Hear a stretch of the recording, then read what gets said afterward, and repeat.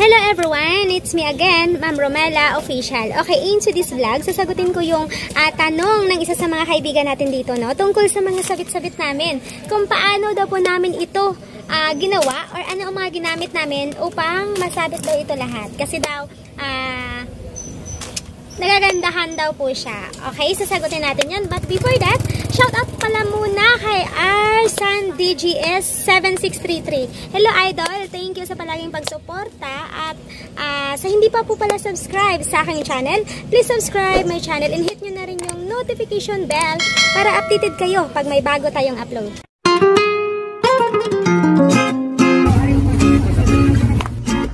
So ito, magbibigay ako sa inyo ng example. So example, ito yung wire, no?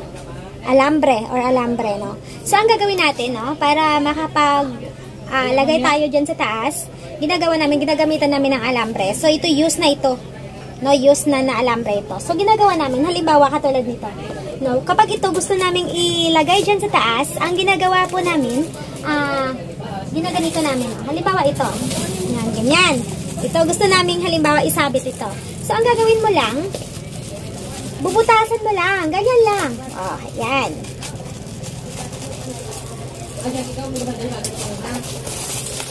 Okay. So, lahat. Sabit tayo natin yan. So, mahirap siya dahil gamit na. Use na itong alambre na ginamit natin. So, medyo hirap siya kasi nakabuhol-buhol na siya. So, yan. Kapag ito gusto nating isabit, no? Katulad ng mga nakasabit namin sa taas, no?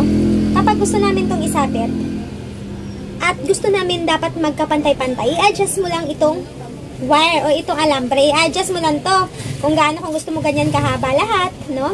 So, ibuhol mo lang to doon sa taas, no? So, kaya, pantay-pantay. Ay, ano mo na maganda tingnan, no? Magkapantay dapat. Ganyan lang. So, gagamitan mo lang siya ng alambre, no? Kasi mas madali pag alambre, yung wire ang gamitin mo ganito, mas madali siyang itusok kaysa naman sa mga tag dito, yung mga tali-tali, no? Mas maganda ito gamitin mo. So, ayan, kung nakikita nyo, katulad ng mga curls po namin, no? So, alambre din yung aming gamit. Ayan. So, kailangan mo lang, kailangan may pako doon sa taas na pwede mong kabitan ng lahat ng klase ng curls. Ayan, katulad niya, no? Ayan, pako yan. Pako yung ginamit namin na sabitan sa mga curls na yan. Kasi iba yung sabitan namin ng curls at sabitan namin ng mga shampoo at mga iba pa. Sa mga curls iba. Yan. Yan. Pako po yung ginagamit po namin na sabitan. Ayan. At saka alambre, yung talagang tinutusok namin sa curls, no? Ayusin nyo lang po na wag matamaan yung pinakalaman ng curls, no? Kasi masisira yun. Masisira, no? Pag nabutas mo yung pinakamay laman. So, ayan po. So, dito naman po, ayan, ang ginamit naman po namin is bakal, no? So, tubo na bakal. Yan naman po ang ginamit namin, katulad ng dito sa shampoo, ganun din. Ang pinagkaiba lang po nila, dito sa shampoo, kasi yung mga shampoo, hindi mo na kailangan tusukin, no? Ano mo na lang siya doon sa tubo, no? Ganyan. Yan, ilalagay mo na lang siya sa tubo. Yan ang pinagkaiba nila. Kasi doon sa mga curls, kailangan pang tusukin, no? Bago mo malagay. Itong mga shampoo, hindi na kailangan. Parang nakasampay na lang siya doon.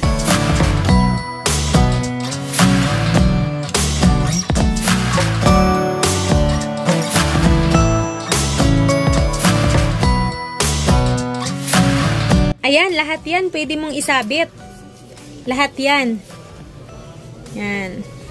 Lahat yan pwede mong isabit. Yan lahat. Kung gusto mong isabit, pwede mo yang masabit, no? Yan.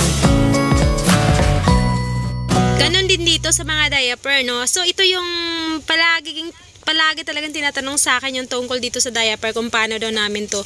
Bakit daw nakasabit yung mga diaper namin. So alam nyo bang ingat na ingat kami dito sa mga diapers. Kasi yung mga diapers is maliliit lang yung kanyang mga tag dito, yung sobrang plastic. Kasi sa sobrang plastic niya, dyan kami tumutusok. Kasi pag tinamaan yan, yung laman niya, so automatic ano na siya, sira na agad, no? Kailangan nang i-return.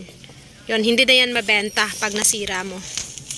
So malaki talaga ang matitipid mong space kapag meron kang nakasabit, yung isinabit mo yung iba mong paninda, katulad niyan, no? Tsaka maganda siya dyan talaga sa taas. Malaki yung matipid mong space kapag na ginawa mo to or gayahin mong katulad nito, no? Lalo na sa maraming stocks, no? So talagang makakatulong to upang lumuwag-luwag yung pwesto mo, no? Sa mga maraming stocks dyan at maliit lang yung pwesto. Yun, gayahin nyo po ito.